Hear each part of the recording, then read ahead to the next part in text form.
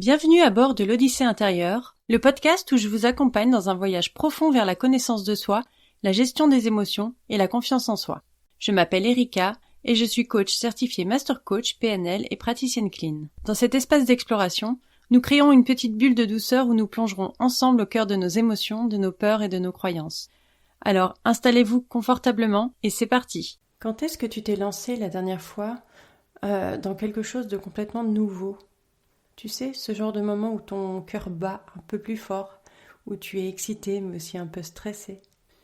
Je suis Erika, la coach qui t'aide à faire la paix avec ton passé, vivre ton présent et te lancer avec confiance vers l'avenir que tu mérites. Et dans cet épisode, je vais te partager mon propre saut dans l'inconnu, mon parcours vers le coaching.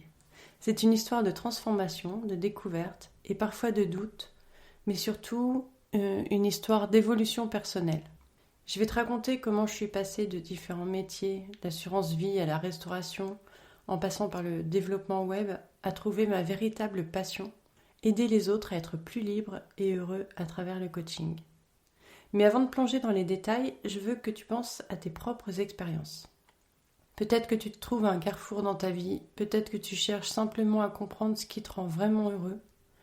Quelles que soient les raisons, quelles que soient tes raisons, je suis convaincue que partager mon histoire peut t'apporter un peu de lumière, d'inspiration, ou peut-être même ce petit coup de pouce pour te lancer dans ce qui t'est cher. Alors tu peux t'installer confortablement, prendre une boisson chaude et voyager avec moi à travers les hauts et les bas, les virages et les moments de révélation qui ont jalonné mon chemin. Ça t'est déjà arrivé de te demander si tu étais vraiment à ta place ? J'ai fait beaucoup de métiers dans ma vie, et chacun avec ses difficultés, ses joies, ses moments de doute. J'ai exploré des univers tellement différents, et dans chacun, je me sentais un peu comme un caméléon. Je m'adaptais, mais j'étais jamais tout à fait en phase. Je me sentais nulle, inadaptée. Enfin bref, j'avais un gros syndrome de l'imposteur. Et je me souviens que, à l'époque, je me demandais si un jour je me sentirais à ma place.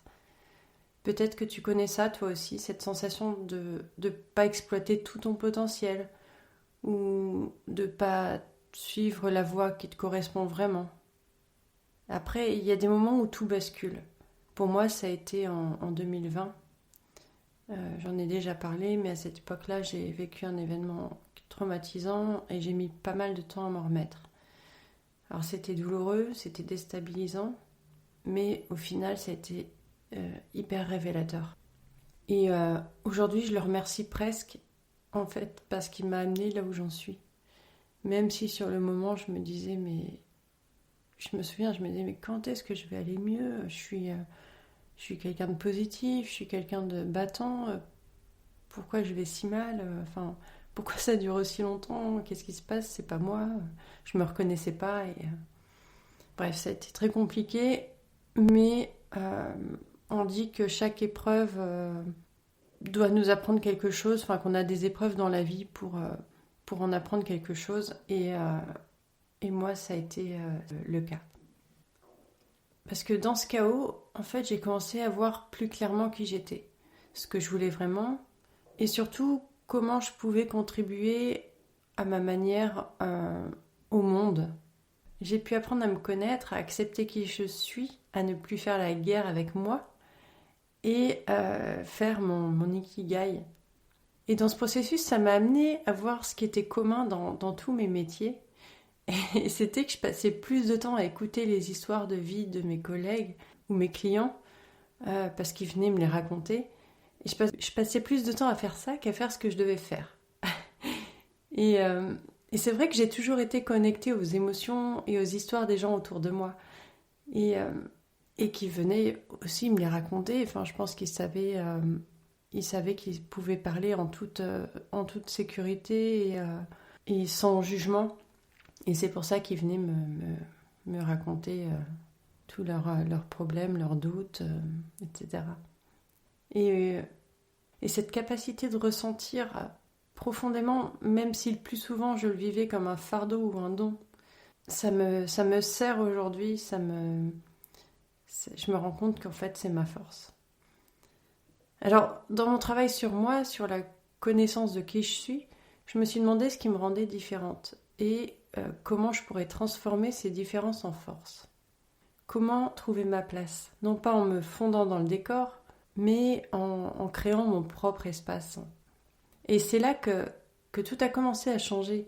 J'ai commencé à regarder en arrière, à analyser mes expériences, à chercher des patterns, et je me suis rendu compte que malgré les apparences décousues, chaque étape de mon parcours, en fait, c'était un morceau d'un puzzle. Et toi, pense à ton parcours, à tes métiers, tes expériences. Essaie de trouver des points ou les contextes qui sont communs, les qualités qui ont été nécessaires. Et ça te permettra de trouver aussi le fil conducteur si tu es dans le même cas. Alors dans mon cas, j'ai toujours été attirée par la psychologie.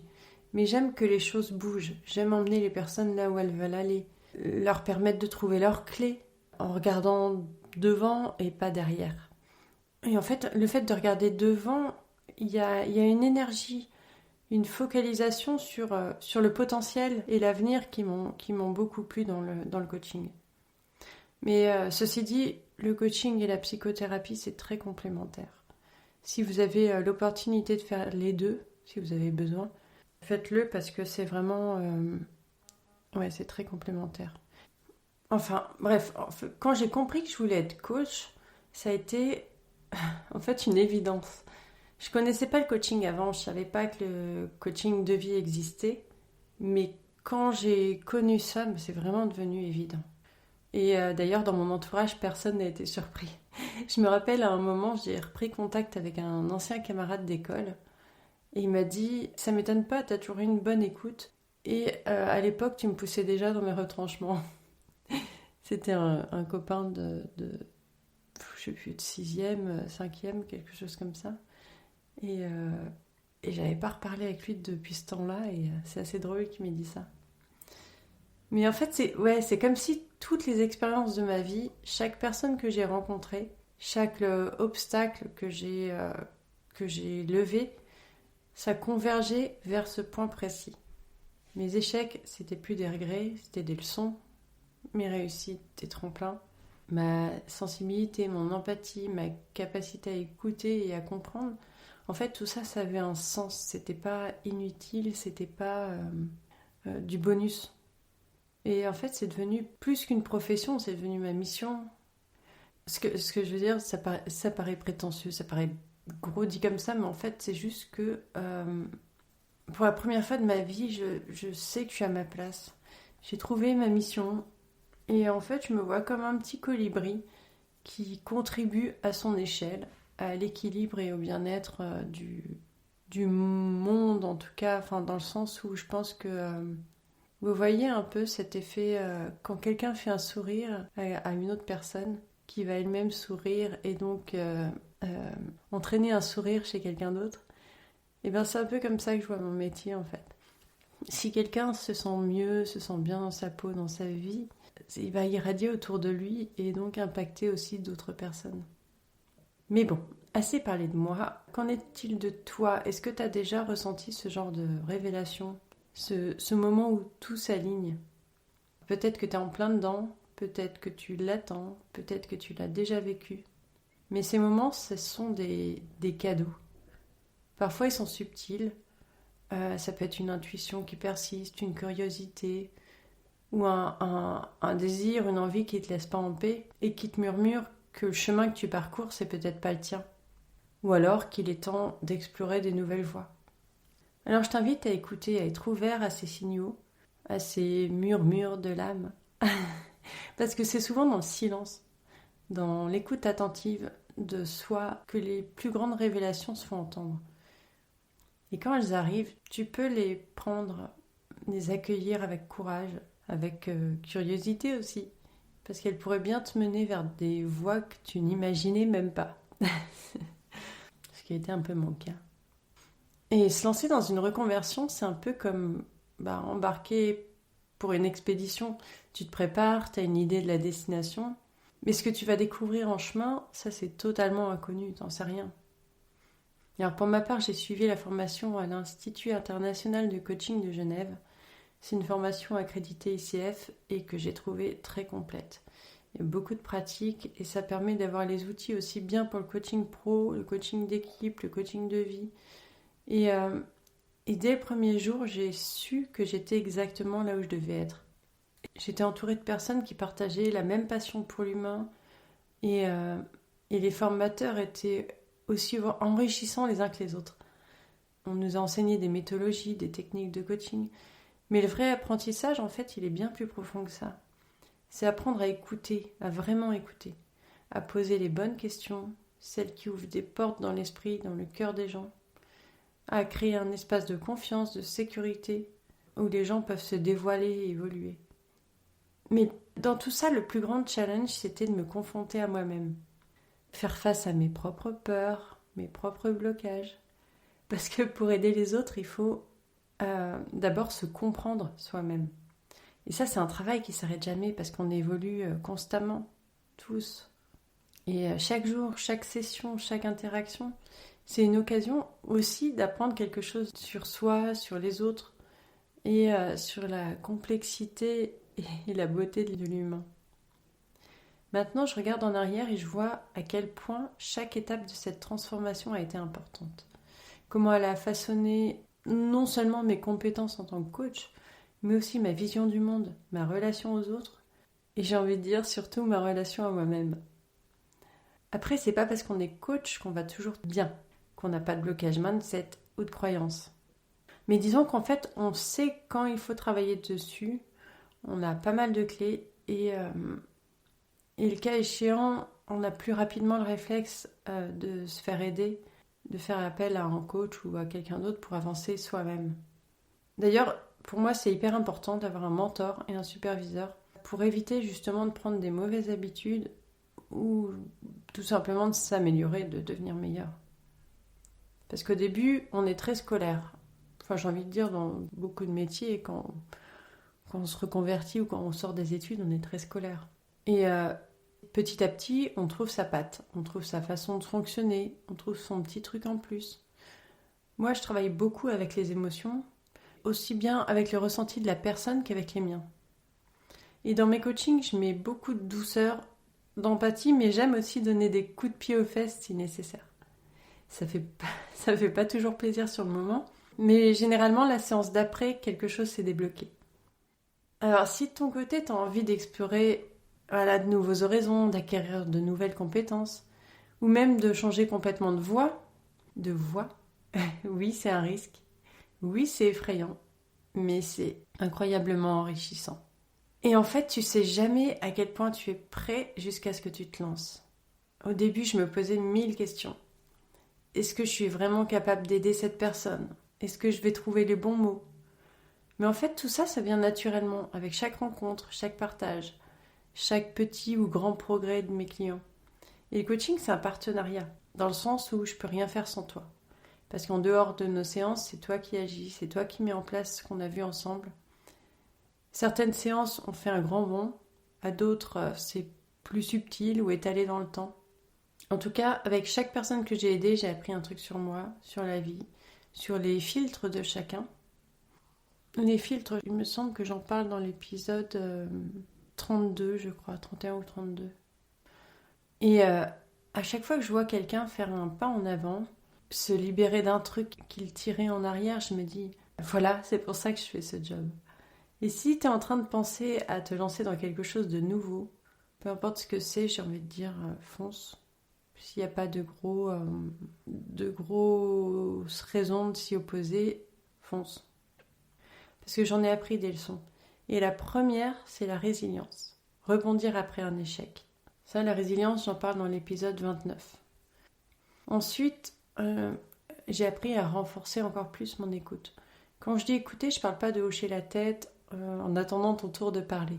Je parle d'écouter avec tout ton être, de comprendre vraiment ce que l'autre essaye de dire, même et surtout entre les lignes. En fait, c'est une compétence qui change tout. Pas seulement dans le coaching, mais dans la vie en général, que ce soit avec tes amis, avec tes clients, avec tes collègues. On devrait apprendre à écouter vraiment l'autre à l'école. L'authenticité aussi, c'est important. Ne pas jouer un rôle, mais être toi-même avec tes forces, tes faiblesses, ton style unique. Parce que c'est ça qui crée une vraie connexion, une vraie confiance. Et si tu penses à te reconvertir, quel que soit le domaine, je vais te donner quelques petits conseils, si tu es d'accord pour les prendre. D'abord, je dirais, sois prêt à te remettre en question, à apprendre et à évoluer. Trouve-toi un mentor, quelqu'un qui a déjà fait cette transition et qui peut te guider, te conseiller, te challenger. Et enfin, garde ton cœur ouvert. Ouvert aux opportunités, aux rencontres, aux leçons que ta vie t'apporte. Parce que chaque personne que tu rencontres, chaque expérience que tu vis, c'est une occasion d'apprendre quelque chose de nouveau, de voir le monde sous un autre angle. Alors voilà, si je devais résumer tout ça en quelques mots, sois résiliente, écoute vraiment, reste authentique, cherche à apprendre continuellement et garde ton cœur grand ouvert. Avec ça, je pense que tu es prêt à affronter à peu près n'importe quoi. Alors voilà mon histoire, j'espère que ça t'a inspiré, que ça t'a donné envie de réfléchir à ton propre parcours à toi. Peut-être que tu débutes quelque chose de nouveau, peut-être que tu cherches encore ta voie. Et si jamais tu te sens un peu perdu ou que tu as juste envie de papoter, je suis là. Parce que le changement, c'est pas un truc qui se fait tout seul. Et on est tous dans le même bateau. Mi-janvier, je lance un challenge gratuit, Défi Clarté, 5 jours pour faire le point et amorcer le changement. Il dure 5 jours et à chaque jour, tu auras un défi, qui sont en général des questions ou d'observations pour évaluer ta confiance en toi, transformer tes pensées négatives, découvrir tes valeurs profondes, prendre conscience de tes accomplissements et faire une cartographie de tes émotions. Et chaque jour, on fera une petite visio rapide pour répondre à tes questions ou partager ce qui en est ressorti. Je trouvais que c'était le moment idéal pour commencer l'année avec intention et clarté, pour te poser les bonnes questions et peut-être trouver des réponses qui te surprendront. Je te mets le lien en commentaire pour nous rejoindre, sinon tu peux le retrouver dans ma bio Instagram sur le compte Inspire and Clean avec 2 E. Mais pareil, je mets le lien en commentaire. Voilà, cet épisode un peu plus personnel est terminé. J'espère avoir pu t'apporter des idées, des réponses et peut-être même des questions sur toi-même. Mais dans tous les cas, je te remercie de m'avoir écouté jusqu'au bout. Je te souhaite une très belle année, la réalisation de tes projets et je t'embrasse. À la semaine prochaine.